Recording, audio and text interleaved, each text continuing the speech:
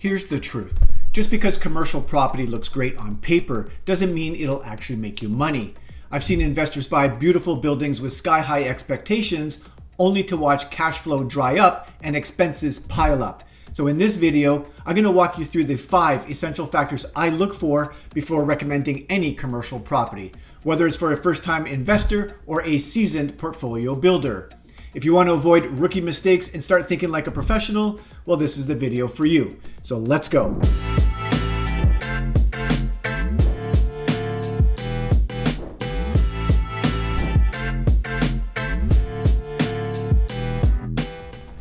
Commercial real estate requires a completely different lens than residential. In residential, you're thinking about emotions, curb appeal, layout, neighborhood feel, etc. But in commercial, it's a business decision. Every building is an investment vehicle designed to generate profit. That means your top focus should always be how much income it produces, how reliable that income is, and how can I increase its value over time. The sooner you shift from being a property buyer to a business evaluator, the more profitable your decisions will be. The first factor we need to look at is pretty obvious to me. It is your net operating income. Your first stop on any deal analysis is always the NOI. This number reflects how much the property earns after all operating expenses, like property management, insurance, taxes, utilities, and even repairs. But before debt service. The formula itself is pretty simple. It is your gross income minus your operating expenses. But here's the kicker. NOI drives the property's value. In commercial, we don't look at comparable sales the same way we do in residential. Instead, the property's income determines its worth based on the market's cap rate. A building making $100,000 in NOI in a 6% cap rate market is likely worth around $1.6 million. But you have to be careful. Sellers love to use pro forma numbers, which can show what the property could earn in the future. That's helpful for planning, but not for valuation. Always, always, always request and verify the current rent rolls, the operating expenses or the operating statements, maintenance records, and of course, historical vacancy data. The best deals have a solid current NOI and a clear path to growing it over time. All right, so factor number 2, let's talk about the tenants, because even the best buildings become a liability if the people renting it don't pay on time or they leave early. You want to evaluate both the quality of the tenant and the structure of the lease itself. So ask yourself, is the tenant financially strong? Are they locked into a long-term lease?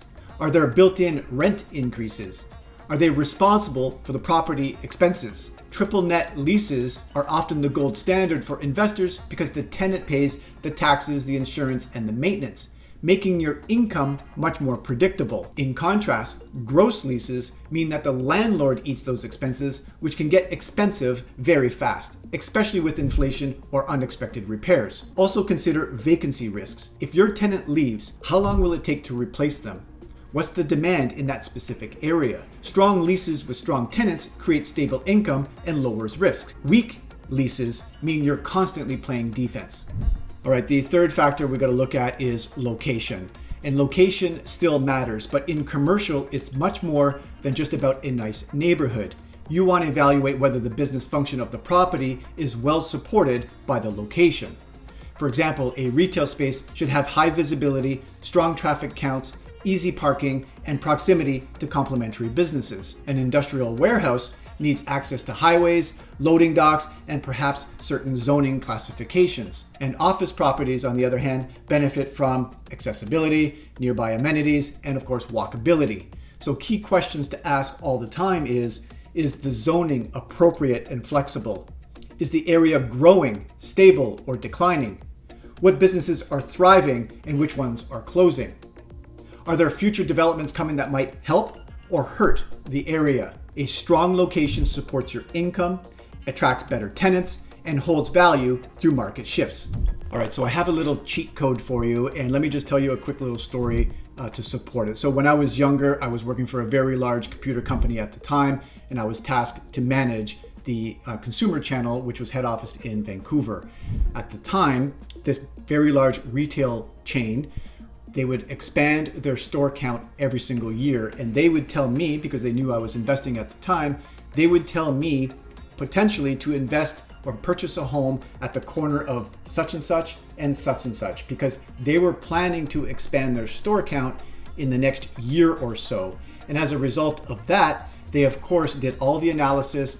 They studied the postal codes, figured out what the average income was, and figured out all the demographics. So for me, I took their word for it, and I just thought, okay, I'll invest at the corner of such and such and such and such. So that's the cheat code for you, or a quick little workaround.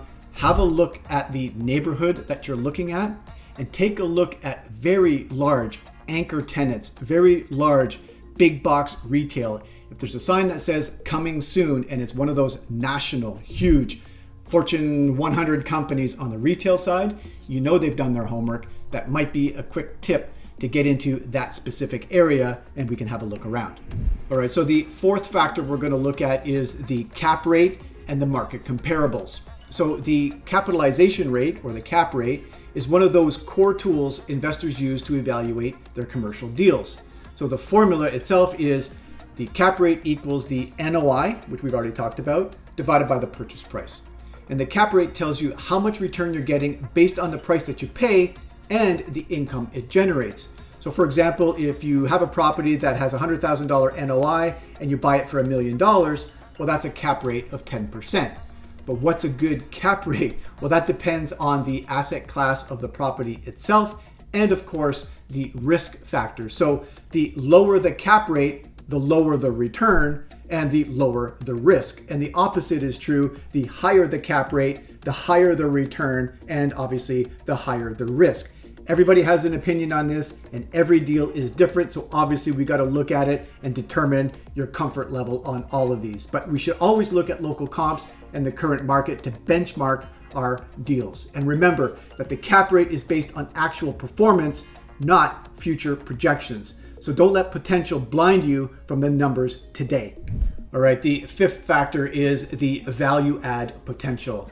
This is where savvy investors build real wealth, not just by buying well, but by adding value. Some of the best deals are hidden in plain sight. Under market rents that can be raised, vacant units that can be leased, poorly managed buildings that can operate more efficiently, cosmetic upgrades that justify higher rents, or even opportunities to rezone or reposition the property. Think of it like flipping, but from an income producing asset. I heard of an example of somebody who had purchased a small retail strip center and they hadn't raised rents in 7 years. So the owner came in, upgraded the signage, brought in new tenants, added new lighting, and boosted the NOI by 30%, increasing the property's value by hundreds of thousands of dollars without adding any square footage. When you see beyond what's there now and spot the hidden upside, you create equity before appreciation even kicks in. And I also wanted to talk about mistakes to avoid in this video. So a few quick but critical mistakes I see newer commercial investors make. One, very quickly, relying on pro forma projections instead of actual performance. 2, ignoring deferred maintenance or capital expense needs. 3, underestimating the cost of vacancy or turnover. 4, failing to research zoning and legal use restrictions. And 5, not having a qualified commercial broker or legal team. So the bottom line on all of this is that commercial real estate can be an incredible wealth building tool if you do your homework and you buy strategically. I am surrounded, and I don't know everything about commercial, but I am surrounded by really knowledgeable people that can help me and can help you in this journey itself. So reach out to me. Let's discuss again, like I say in all my videos, what are your goals? Short-term and mid-term and long-term. Where are you on your journey? Where are you from a diversification standpoint, residential versus investments versus commercial and so on? And let's build a plan and let's go tackle the market and see what's available. So that is it on this video. This is Mark Belanger. I hope that you found this information valuable.